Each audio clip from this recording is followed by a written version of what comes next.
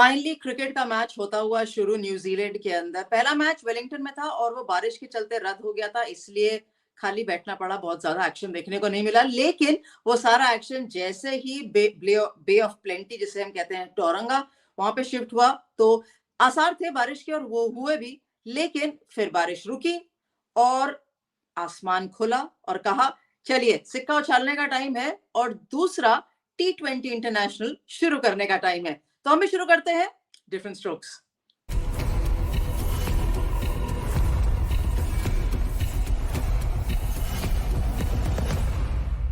कप्तान Kane Williamson ने toss जीता और उन्होंने कहा पहले इंडिया को बैटिंग करने के लिए।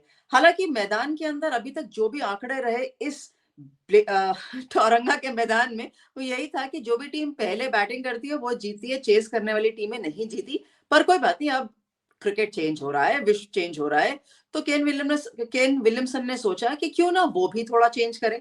और सही बात भी है, क्यों नहीं, वो अपने घर के अंदर खेल रहे हैं। खैर, इंडिया बैटिंग कार्ड जब पहले पहले इंडियन टीम पे नजर डालते हैं, इंडिया प्लेइंग 11 पे नजर डालते हैं कि किस तरीके से इंडिया प्लेइंग 11 हार्दिक पांड्या ने पिक करी। और जब प्लेइंग 11 देखा तो ये थोड़ा सा कंफ्यूजिंग था कि कौन ओपन करने आएगा। हालांकि ईशान किशन और ऋषभ पंत का नाम सबसे ऊपर जरूर लिखा है, लेकिन ये क्लियर नहीं था कि क्या ये दोनों बैटिंग करने आएंगे या नहीं। मैं इसी टीम के साथ, अगर आपने मेरी टीम देखी होगी या मेरे 11 देखे होंगे, तो लगभग यही खिलाड़ी थे। इनफैक्ट मेरे 11 के अंदर हर्षल पटेल थे, मोहम्मद सिराज नहीं थे। लेकिन मैं बहुत सरप्राइज नहीं हूं कि जो ये प्लेइंग 11 खिलाई है। हालांकि मैं ये सरप्राइज जरूर हूं कि हर्षल पटेल को, क्योंकि वो पूरा समय T20 विश्व कप के अंदर भारतीय टीम के साथ थे, लेकिन विश्व कप खत्म हो गया, उस वहां नंबर नहीं लगा। अब अगली सीरीज शुरू हो गई, यहां नंबर नहीं लगा, तो फिर वो कब खिलाएंगे उनको? और फिर उनका क्या रोल है अगर यहां पर भी हर्षल पटेल नहीं खेलते? खैर, ये रही भारतीय टीम। न्यूजीलैंड 11 पे नजर डालेंगे तो एक नाम ट्रेंट बोल्ट, जो बहुत कॉमन रहा है पिछले कुछ सालों के अंदर, वो न्यूजीलैंड के 11 के अंदर नहीं है, क्योंकि उन्होंने सेंट्रल कॉन्ट्रैक्ट साइन नहीं किया। और न्यूजीलैंड ने 2 बदलाव किए हैं विश्व कप के अंदर। मार्टिन गप्टिल वो भी कोई मुकाबला नहीं खेले थे। फिन एलन और Devon Conway right at the top, और इनसे उम्मीद रहेगी कि ये अच्छा स्टार्ट दिलाएंगे।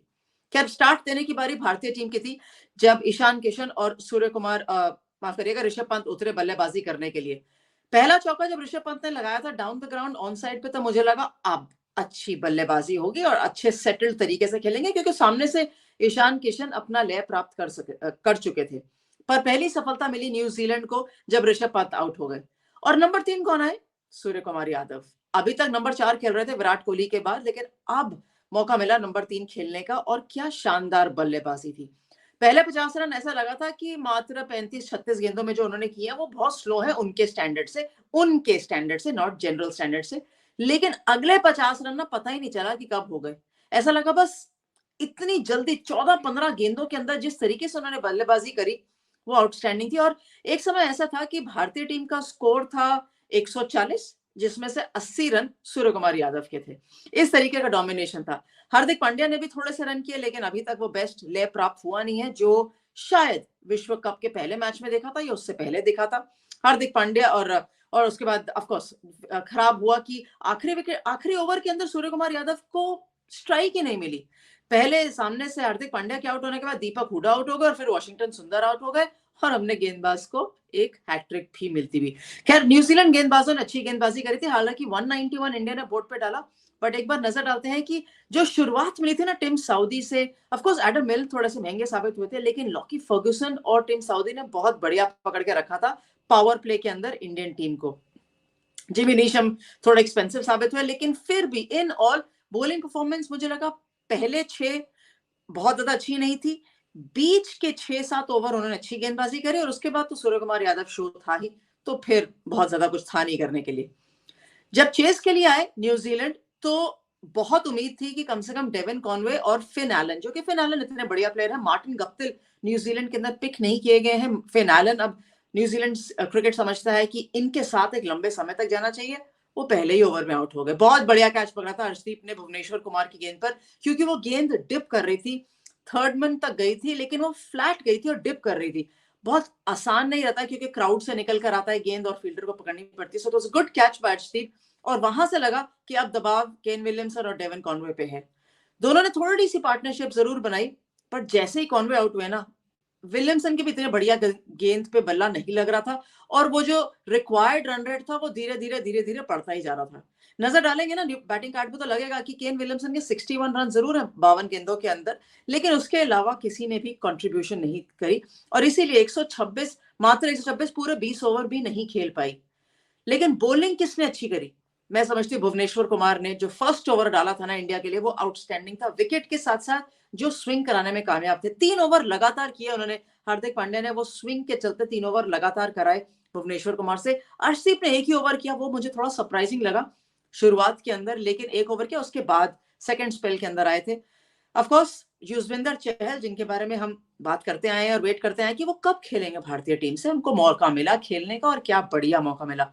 बारिश हो गई थी मैच में, थोड़ी सी देर मैच रुका था, लेकिन तब इंडिया बैटिंग कर रहा था। उसके बाद ग्राउंड बहुत बढ़िया तरीके से सूखा नहीं था, हल्का सा गीलापन तो था ही, और फिर जो ड्यू भी गिर रही थी ना वो थोड़े सा उमस के चलते थोड़ा सा ग्राउंड में नमी थी, इसलिए स्पिनर्स को गेंदबाजी करनी आसान नहीं थी, बिकॉज गेंद बार बार जब भी मैदान में जा रहा था, आउटफील्ड में जा रहा था, तो गीला हो रहा था।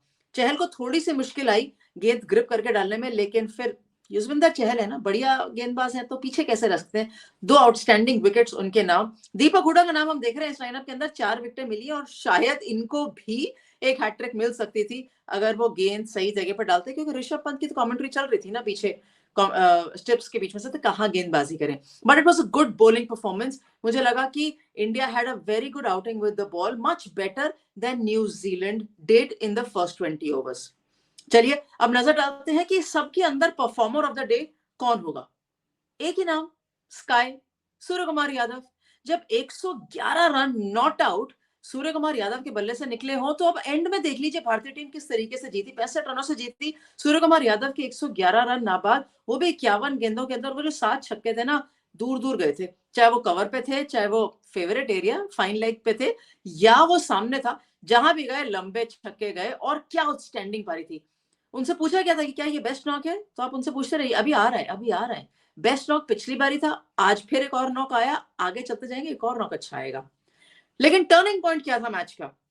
मुझे लगा जब डेविन कॉनवे का विकेट मिला वॉशिंगटन सुंदर को, वो third turning point of the match, क्योंकि इतना बड़ा टारगेट भी नहीं था जो न्यूजीलैंड बल्लेबाज चेज ना कर पाए। मां याद रखिए वो अपने घर में खेल रहे हैं, लेकिन जो एक खैर उनका फेवरेट शॉट है, स्वीप खेलते हैं, लेकिन जिस तरीके से जब वो आउट हो गए ना, तो मुझे लगा कि वहां दबाव पड़ा और वहां से मैच खुला, क्योंकि केन विलियमसन के ऊपर एक्स्ट्रा प्रेशर आया। ग्लेन फिलिप्स को मारना बहुत जरूरी था, जो कि हुआ नहीं।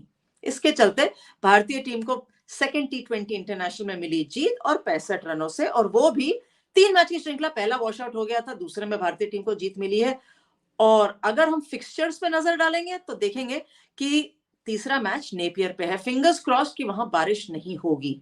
लेकिन पूरी चीज के अंदर अगर भारतीय टीम में एक चीज देखी जाए ना, तो मुझे फिर भी निराशा हुई, जिस तरीके से ऋषभ पंत आउट हुए और जिस तरीके से 36 रन बना के ईशान किशन आउट हुए। हालांकि ईशान किशन ने फिर भी बहुत बढ़िया बल्लेबाजी करी, क्योंकि बहुत समय से इंडियन टीम के साथ नहीं रहे हैं। 1.5 महीना 2 महीने भी होते हैं ना, तो बहुत ज्यादा समय लगता है। और ऋषभ पंत को बहुत समय के बाद ऊपरी क्रम में बल्लेबाजी का मौका मिला। सो ये दोनों चीजें मुझे लगा थोड़ी सी फीकी रह गई। जो भारतीय टीम के पास मौका रहेगा, क्योंकि अब नेपियर जाएंगे, वहां पे जाके सबको करेक्ट करने का मौका रहेगा। आपको क्या लगता है कि क्या यही टीम रहनी चाहिए, या इस टीम के अंदर कुछ बदलाव होने चाहिए थर्ड T20 इंटरनेशनल के अंदर? और एक चीज और, क्या यही बैटिंग ऑर्डर रहना चाहिए या कोई चेंजेस रहने चाहिए? जल्दी बताइएगा। क्विक टर्न अराउंड है सीरीज के अंदर भी और हमारे वीडियोस के अंदर भी। Thank you very much for watching different strokes.